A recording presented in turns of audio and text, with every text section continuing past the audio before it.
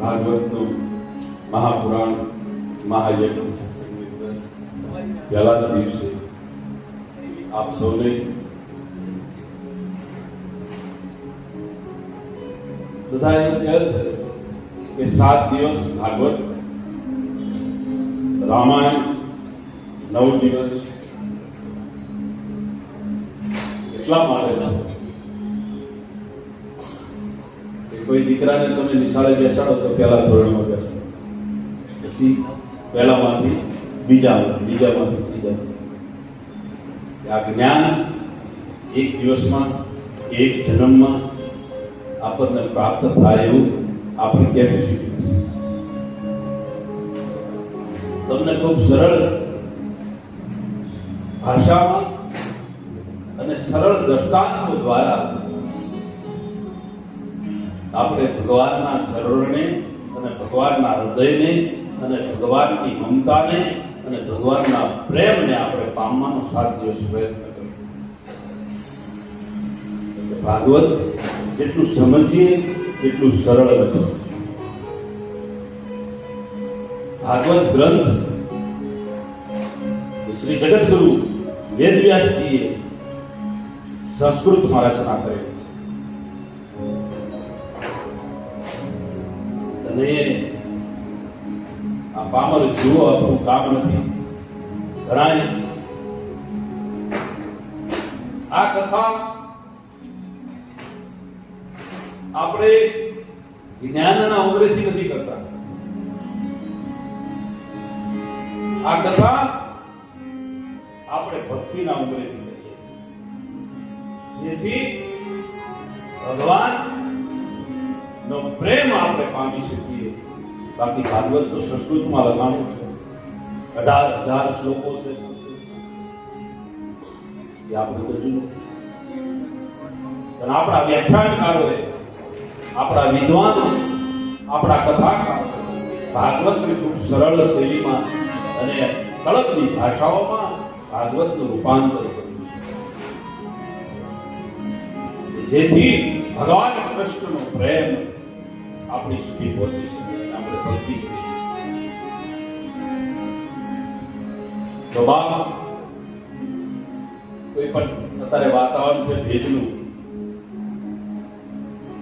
તાંબાનો લોટો આપણે પૂજામાં બધા વાપરતા જ હોય છે. તાંબાના વાસણો પંચ પાતળ ભગવાનને બેસાડી, તો એને છાશ, ખાટી છાશ, લીંબુ, પિતાંબરી આ બધેથી ઘસી અને ઉજળો કરી દે. પાછું 2-3 દિવસ પછી હજી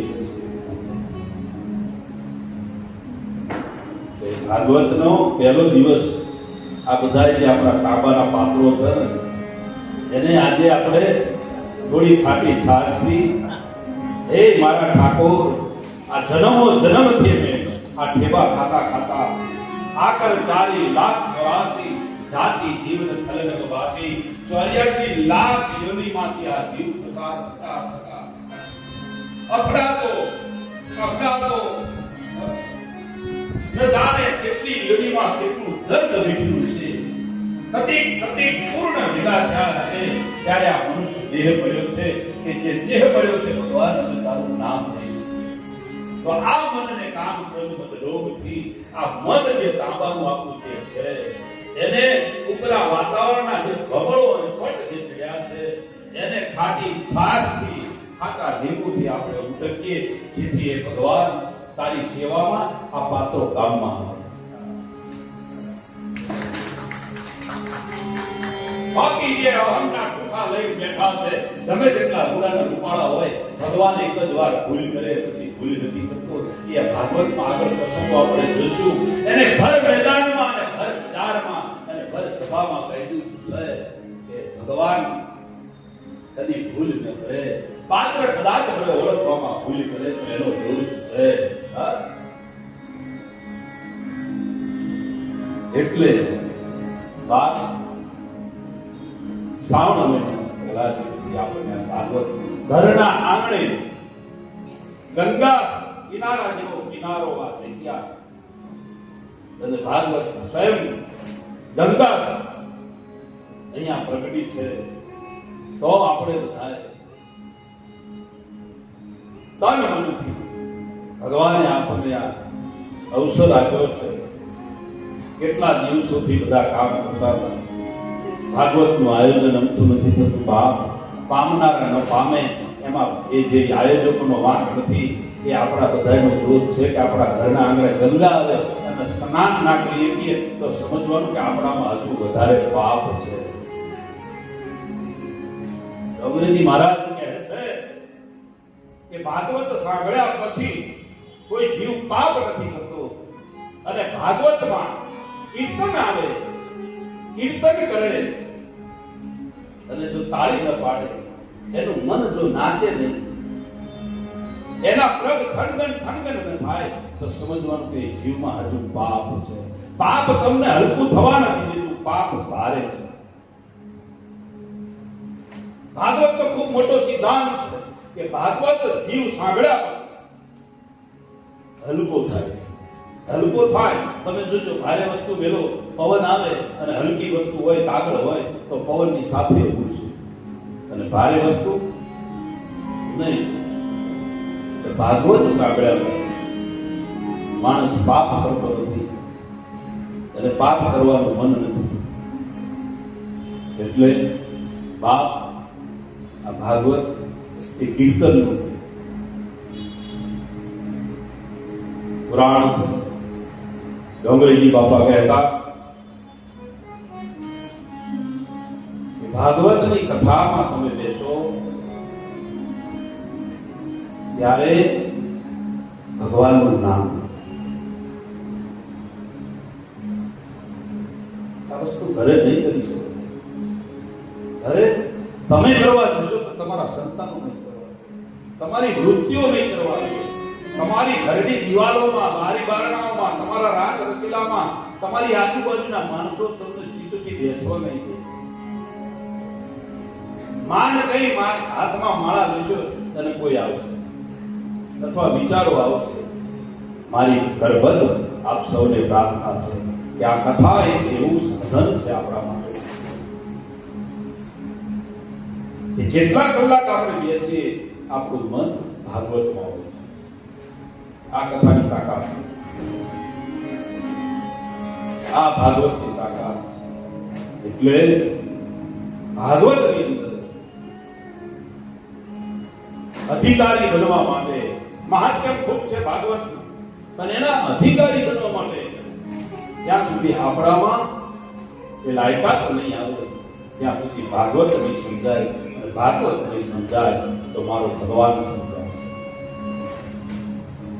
લાયકાત તો ભાગવતમાં એક આસને જે ભાગવત સાંભળે, ધ્યાન રાખજો.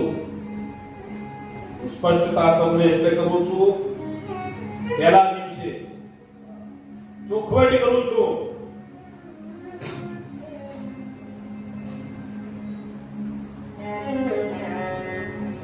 કે જે વ્યાસપીઠ પર બેસી અને હું તમને કથા સંભળાવવા જઈ રહ્યો છું ભાગવતની, ભગવાન ઠાકોરજીની, ભગવાનની લીલાની, એ હું કોઈ જ્ઞાનીના ઉમરેથી સંભળાવવા જઈ નથી રહ્યો. એક સાધુ તરીકે ભગવાનની લીલા, પ્રેમનું વર્ણન જે છે મારા હૃદયમાં જે આવે, ભગવાન ઠાકોરજી ગાય માતાજી કૃપા કરે અને જે આવે હું તમારા હૃદય સુધી પહોંચાડવા માટે આવ્યો. આ કથાનો કોઈ બીજો આશય નથી. આજે હું મેં પહેલા એ પોઈન્ટ કરી છે, આ લોટો એટલા માટે તાંબાનો મૂકું છું કે મગજમાં ક્યાંય પણ કામ, ક્રોધ, મદ, લોભ અથવા કોઈ વિચાર ન રહે, જેથી ખાલી થઈ જાવ તમે. પછી ભગવાન કે મારા શરણમાં. અર્જુને કીધું તવ શરણમ ગચ્છામિ. અર્જુને ભગવાનને જાણે મેદાનમાં ઉભા હતા, અર્જુને ભગવાનને સખાથી વાંચ્યા પણ મપાણા નહીં. અર્જુને ભગવાનને સંબંધીમાં વાંચ્યા પણ મપાણા નહીં. અર્જુને ન જાણે સંબંધ કેટલા બધા ભગવાન સાથે જોડ્યા અને દરેક સંબંધના ઉમેરેથી ભગવાનને પામવાનો પ્રયત્ન કર્યો, પણ અર્જુનની બુદ્ધિ છેલ્લે ભગવાનની કામ ન આવી. ભગવાન સમજાણા નહીં અર્જુનને, ત્યારે બે હાથ જોડી અને ભગવાને કીધું, ભગવાનના ચરણમાં પડી અર્જુને કે હે ભગવાન, મેને તમને સખા સંબંધી બધાયમાં માગ્યા, પણ ભગવાન તમે જે કહેવા માંગો છો એ મારા મગજમાં બેસ.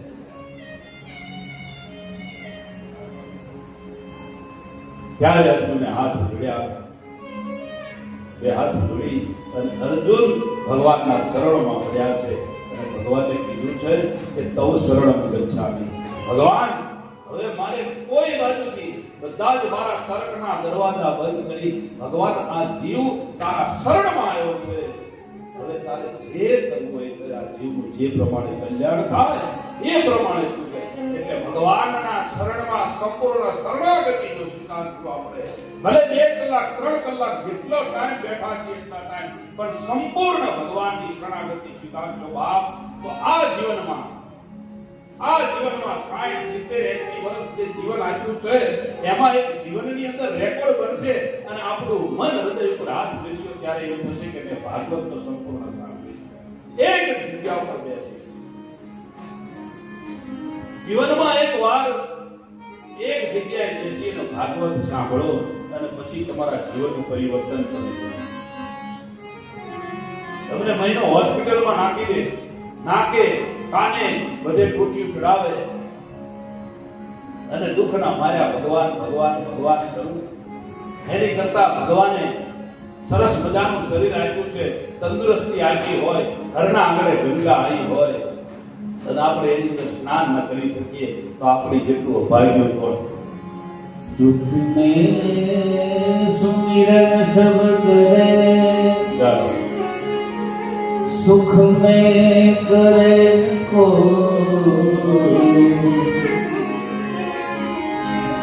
जो सुख में सुमिरन करे तो दुख काहे को, दुख काहे को. બાપ, આજે આપણે બધા રૂપાળા છીએ, ઘરના આંગણે ભાગવત કથા આવી છે. જીવ 2 પ્રકારના હોય, એક સ્વયં મુક્તિ